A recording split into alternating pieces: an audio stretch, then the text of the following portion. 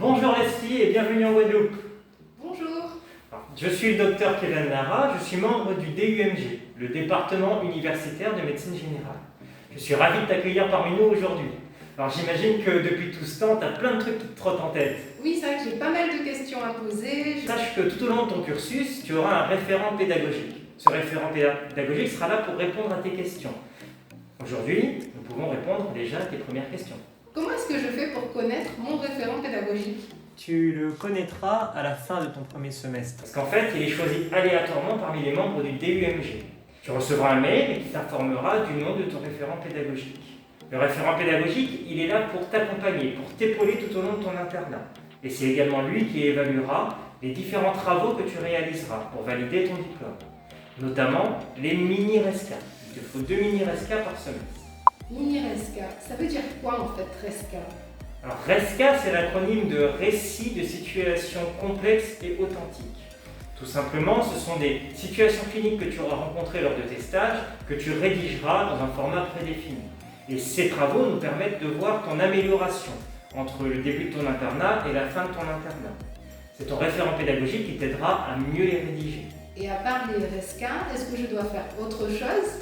Sur ePortfolio, la plateforme numérique du DUMG, tu vas devoir mettre à disposition tes mini-RESCA, un rapport de stage pour chaque stage que tu auras effectué, ton CV avec photos et lettres de motivation, tes feuilles de présence au séminaire de médecine générale, donc en fait ce sont les cours obligatoires du DES de médecine générale, et enfin un contrat de formation personnel professionnalisant. Ça fait beaucoup quand même. Alors, ça peut sembler beaucoup, mais tu verras que ça reste en cohérence pour tes apprentissages au cours de ton internat.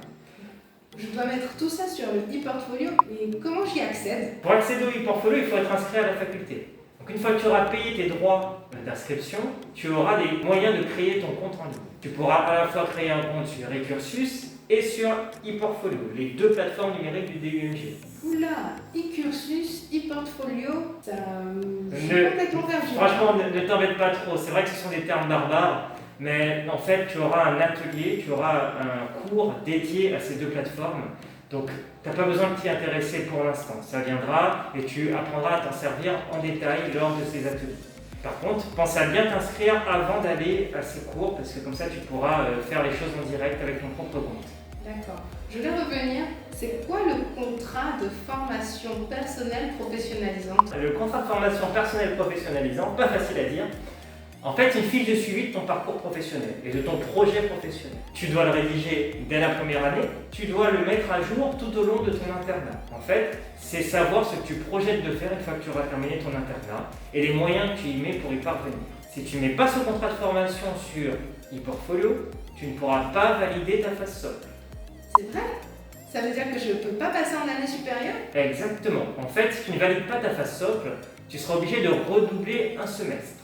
Pour ne pas valider sa phase socle, il faut ne pas avoir rempli, donc ne pas avoir fait les travaux dont je t'ai parlé un peu avant, ou ne pas avoir validé son stage. Après cette validation, est-ce qu'il y a autre chose pour les années d'après?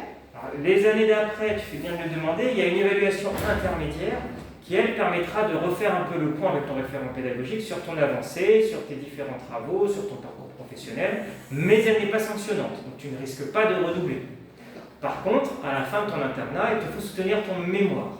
Ton mémoire ne peut pas être soutenu si ton e-portfolio n'est pas complet et de qualité suffisante, donc que le référent pédagogique n'a pas donné son accord. C'est grâce à ce mémoire que tu pourras obtenir le diplôme de DES de médecine générale.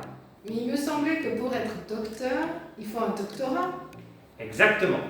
Il faut un doctorat et le DES de médecine générale pour être docteur en médecine générale. Le DES de médecine générale, tu l'obtiens en soutenant ton mémoire et en validant ton e-portfolio, alors que ton diplôme de docteur en médecine, tu l'obtiens en soutenant ta thèse. La thèse, il faut la soutenir dans les 6 ans après le début de ton internat. Il faut y prendre vraiment le plus tôt possible. Bon, ça fait beaucoup d'informations. Si jamais j'avais d'autres questions, est-ce que je peux en parler avec mon référent?